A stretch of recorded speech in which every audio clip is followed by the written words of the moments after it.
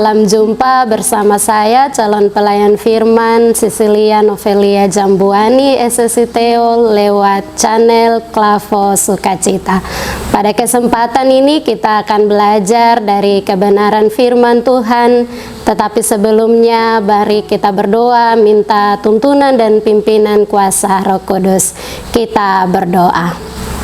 Allah firman yang hidup, kami mengucap syukur atas segala kebaikan, kasih setiamu yang tidak pernah berkesudahan di dalam kehidupan kami.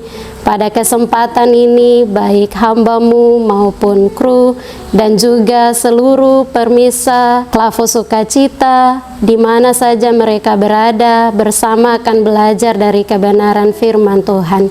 Kami mohon pimpinan dan tuntunan lewat kuasa Roh Kudus, agar firman Tuhan menjadi bagian yang utuh dalam kehidupan kami sekalian. Di dalam nama Tuhan Yesus firman yang hidup kami berdoa. Amin. Pemirsa, firman Tuhan bagi kita pada kesempatan ini terdapat dalam kitab Amsal pasal 1 ayat yang ke-7. Amsal pasal 1 ayat yang ke-7 bunyinya, takut akan Tuhan adalah permulaan pengetahuan, tetapi orang bodoh menghina hikmat dan didikan. Demikian firman Tuhan, pujian kepada Kristus selamanya. Amin. Permisa, dari bagian firman Tuhan ini kita dituntun dengan tema Tuhan sumber hikmat dan kehidupan. Tuhan sumber hikmat dan kehidupan. Kita hidup di era ledakan informasi. Melalui semua kemudahan dan fasilitas yang ada di tangan kita, kita mengakses jutaan informasi, data, dan ilmu pengetahuan dalam hitungan detik. Kita menjadi generasi yang tahu banyak hal dalam kehidupan. Tetapi pertanyaannya, apakah kita menjadi generasi yang lebih bijaksana? Banyak orang memiliki gelar akademis yang tinggi atau posisi jabatan yang terhormat, tetapi hidupnya hancur karena keputusan-keputusan yang keliru. Mengapa itu bisa terjadi? Karena ada jurang pemisah yang besar antara sekedar tahu pengetahuan dan tahu bagaimana harus hidup hikmat. Kitab Amsal memberikan jawaban sekaligus fondasi utama bagi pencarian manusia akan arti hidup yang tepat. Takut akan Tuhan. Kata takut akan Tuhan di sini bukan berarti ketakutan yang mengerikan seperti takut kepada hantu atau penguasa yang kejam. Yirat Yahweh adalah rasa gentar yang kudus, kekaguman, penuh hormat dan kesadaran yang mendalam akan kekudusan Allah. Ini adalah sikap hati yang menempatkan Allah sebagai pusat dari segala sesuatu. Ini berarti orang yang takut akan Tuhan pasti menyadari siapa Allah dan siapa dirinya di hadapan Allah. Ia begitu mengasihi Allah sehingga ia takut melukai hati Allah melalui dosa-dosanya. Permulaan pengetahuan. Permulaan di sini tidak sekedar berarti urutan waktu atau langkah pertama. Kata ini berarti fondasi atau akar dari pohon pengetahuan itu sendiri, bahwa tanpa relasi yang benar dengan Allah, semua ilmu pengetahuan tidak akan mencapai tujuannya yang sejati. Tanpa kompas moral dari Allah, pengetahuan manusia justru menjadi alat untuk menghancurkan, memanipulasi dan memuaskan ego diri sendiri. Orang bodoh menghina hikmat dan didikan. Kitab Amsal menggunakan beberapa kata Ibrani berbeda untuk menggambarkan kebodohan. Orang bodoh dalam ayat 7 digambarkan dengan menggunakan kata ewil, tingkatan yang cukup parah daripada orang yang tak berpengalaman, polos, dan mudah ditipu seperti pada ayat 4.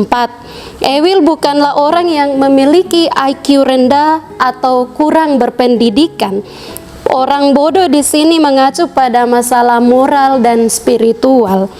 Mereka adalah orang-orang yang keras kepala, sombong, menolak secara aktif didikan dan nasihat orang lain, serta merasa tidak membutuhkan Allah. Mereka menolak didikan yang berarti disiplin atau teguran. Orang bodoh mengira mereka memegang kendali atas hidup mereka, padahal mereka sedang berjalan menuju kehancuran. Pemirsa channel Klavo Sukacita yang Tuhan Yesus Kristus kasihi, di zaman sekarang yang penuh dengan berbagai tren dan banyak hal, kita sering bingung dalam mengambil keputusan. Namun, aplikasi nyata dari takut akan Tuhan adalah menjadikan firman-Nya sebagai standar tertinggi. Artinya, sebelum kita mengambil keputusan dalam kebijakan bernegara, keputusan bisnis, keputusan dalam kehidupan rumah tangga, mendidik anak, atau merespon konflik relasi dengan sesama manusia dan sesama alam ciptaan, mari lakukan sebagai keputusan yang menghormati Tuhan. Pastikan keputusan itu sesuai kehendak Tuhan, karena ketika kita sedang menaruh rasa takut akan Tuhan di atas kepentingan pribadi, kita sedang membangun hidup di atas fondasi yang kokoh. Takut akan Tuhan berarti menyadari kehadirannya yang Maha Tahu. Banyak orang menjaga perilakunya hanya karena takut ketahuan oleh sesama manusia, takut dipecat oleh atasan, atau takut dihukum oleh negara.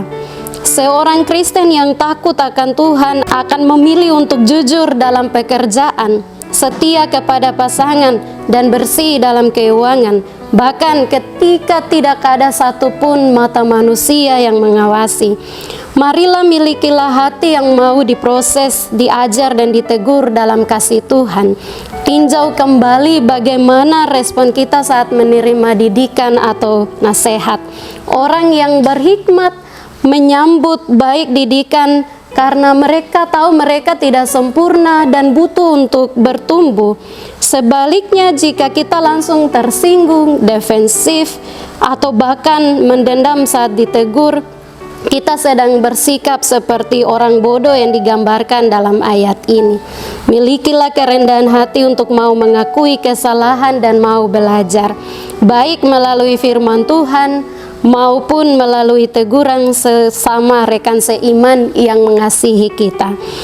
Pemirsa yang dikasihi Tuhan, hidup yang berhasil di mata dunia belum tentu berhasil di mata Tuhan. Kehidupan yang bijak dimulai saat kita bertekuk lutut di hadapan Allah dalam rasa hormat, kagum, dan ketaatan yang tulus kepadanya.